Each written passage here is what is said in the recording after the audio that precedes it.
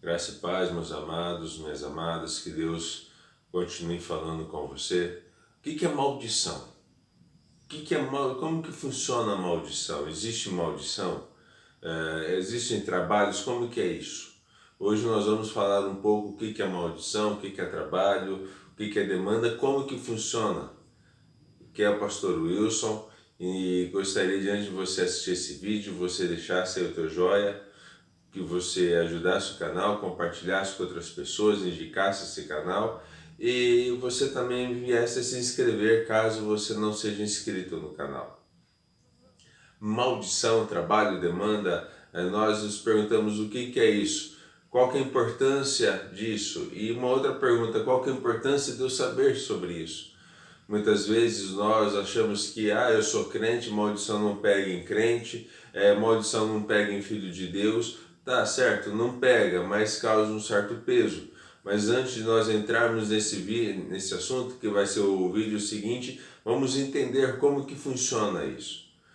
Primeira coisa que nós vemos que acontece muito nos nossos dias e que tem ocorrido de uma forma muito mais fácil, muitas pessoas têm liberado palavras de maldições, muitas pessoas têm feito mais trabalhos, mais despachos, mais demandas nesses dias, como em qualquer outra época da história. Nós vemos pessoas sofrendo com muito isso.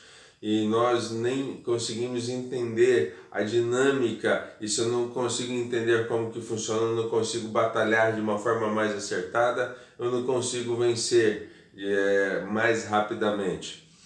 Quando nós falamos em trabalho, nós falamos aquele despacho que é feito para uma entidade apenas. Eu vou fechar a rua daquela pessoa, vou fazer um trabalho, eu vou pagar uma entidade para ir lá e fechar a rua daquela pessoa, vou destruir aquele casamento, então vou fazer um trabalho para uma entidade. Eu vou fazer um trabalho para me casar, para me arrumar homem, para me arrumar mulher tal. Então faço um trabalho e aquele trabalho eu vou pagar uma certa entidade e a entidade ela vai fazer aquilo para mim. Lembrando que quando eu faço um trabalho para uma entidade, eu estou fazendo uma aliança também com aquela entidade.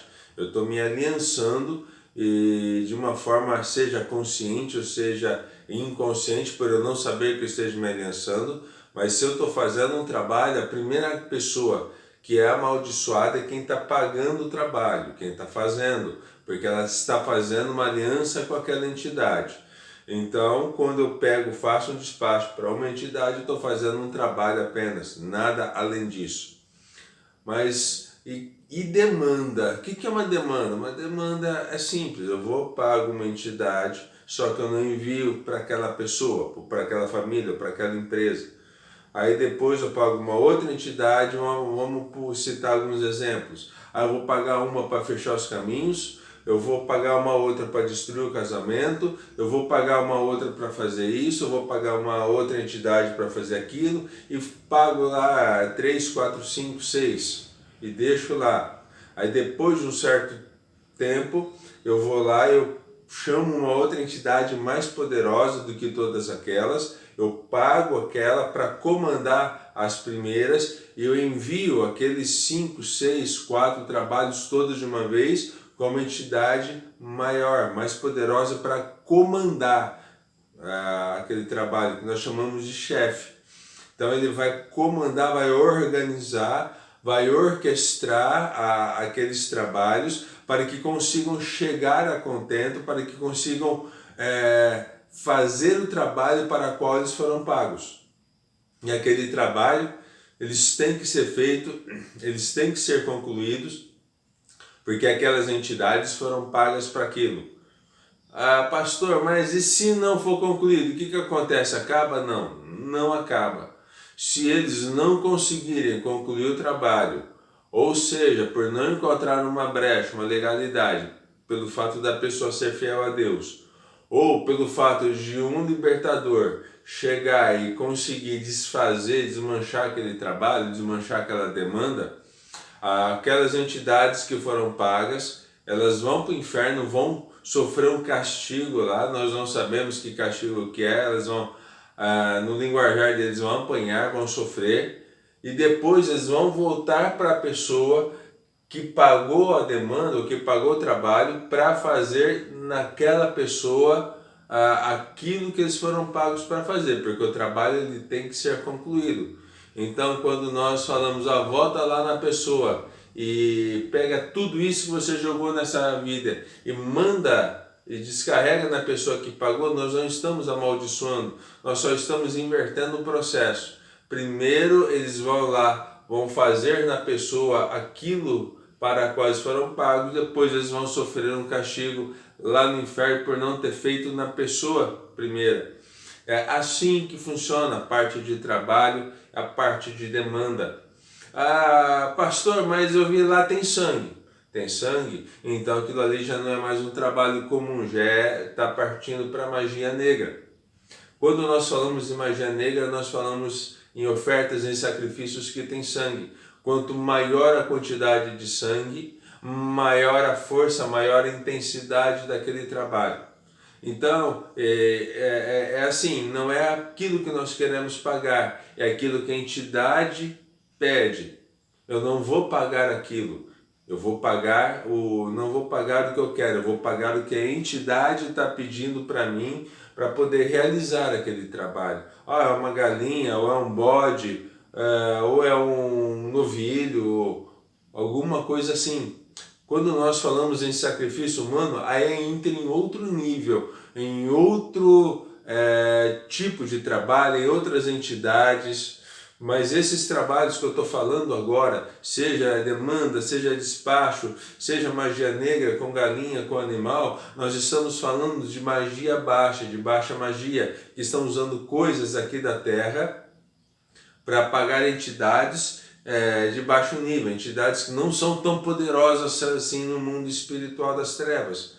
Essas entidades, elas trabalham com oferendas feitas em esquinas, feitas em matas, feitas em água corrente, feitas em lodo, feitas em encruzilhada. São entidades não tão poderosas, embora nós tenhamos que tomar cuidado com todas elas. Aí tem a magia de alto nível. Pastor, como que funciona? A magia de alto nível já não é aquela que você faz despacho, é aquela que você libera palavras, já são as maldições propriamente ditas. Essas que você libera a palavra é aquela que você não somente libera uma palavra, mas precisa de uma circunstância para que aquela maldição consiga ser gerada e consiga ter a força necessária. E quais são essas circunstâncias? Aquele momento em que você está chateado, aquele momento que te deixa nervoso, aquele momento que te deixa com raiva, que te deixa magoado, aquele momento que te ofende, você não consegue perdoar, pelo contrário, te libera uma palavra. Aí você pega e libera uma palavra com todo aquele sentimento de ódio, aquele sentimento de raiva, aquela palavra, as entidades que estão ali perto, sentindo aquela energia negativa, porque energia negativa atrai entidades do mal, atrai demônios. Então quando você começa a gerar aquela energia e você libera aquela palavra, o mundo espiritual vai pegar aquela palavra com toda aquela energia e vai começar a trabalhar naquela vida. Passou 1 ou 2 ou 3 dias ou 5 dias, você não conseguiu perdoar, porque o perdão tem um poder fundamental na vida.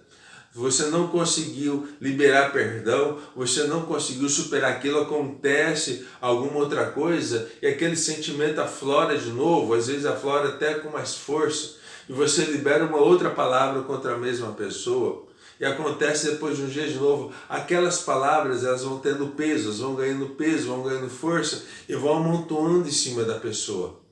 E vão amontoando em cima daquela pessoa, daquela família, daquele lar, daquela empresa que está recebendo aquela palavra e vai começando a ter peso, começando a ter força. E novamente, se encontrar numa legalidade, se encontrar numa brecha, mas não tem nenhuma. Se eles conseguirem gerar aquela brecha, porque eles também vão trabalhar para gerar, se eles conseguirem gerar aquela legalidade, eles vão efetuar aquilo que a palavra foi liberada, porque a palavra tem um peso muito grande no mundo espiritual. E nós, quando nós olhamos para a Bíblia, nós vemos que Deus ele criou o mundo através da palavra. Quando ele direciona a palavra para a terra e fala, haja plantas e essas plantas gerem frutos, a terra produz aquilo que a palavra de Deus mandou. Quando Deus olha para as águas e fala, produzem animais, produzem aves, produzem isso, e a palavra chega na água, a água gera aquilo que a palavra ordenou que ela gerasse. Tiago fala, tome cuidado com a língua, porque ela é um órgão muito pequeno, mas assim como uma fagulha consegue incendiar uma floresta inteira, a língua com pequenas palavras consegue causar um dano muito grande. O livro de Provérbios fala que a vida e a morte está no poder da língua, está no poder da palavra. E também que sobre tudo que nós devemos guardar, guardemos o nosso coração, porque deles procedem as saídas para a vida. Nós devemos guardar os sentimentos que estão no nosso coração e não permitir que sentimentos ruins permaneçam, que sentimentos ruins habitem. Pelo contrário, eu tenho que ser sincero comigo. Deus, retira isso de mim. Deus, se eu liberei alguma palavra de maldição, Deus, se eu falei alguma coisa, cancela, revoga, perdoa, não deixa. Nós temos que orar, porque durante o dia, às vezes nós falamos alguma coisa que ofende, nós falamos alguma coisa de peso. Então, na oração, nós precisamos revogar essas palavras para que não produzam frutos. Porque a primeira pessoa a ser contaminada é a pessoa que libera aquilo que Cristo falou.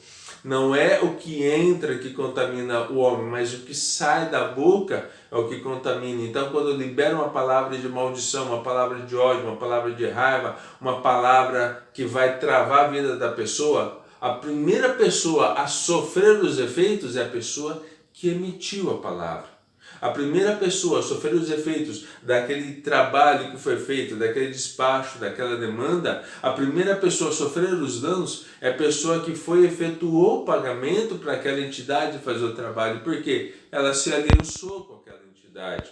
E aquela aliança, quando nós vamos para Cristo, ela precisa ser quebrada, ela precisa ser revogada, ela precisa ser desfeita para que a pessoa consiga caminhar e consiga chegar aos céus livre dessas amarras que prendem no mundo espiritual, mas do lado negativo.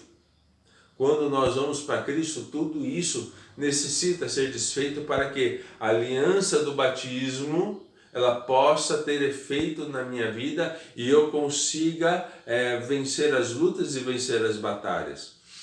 Então, se dentro da nossa vida, dentro de tudo aquilo que nós caminhamos, nós precisamos refazer os caminhos, desfazendo as amarras e desfazendo os nós. Nem tudo é Deus que desfaz, nós também temos a nossa parcela de responsabilidade.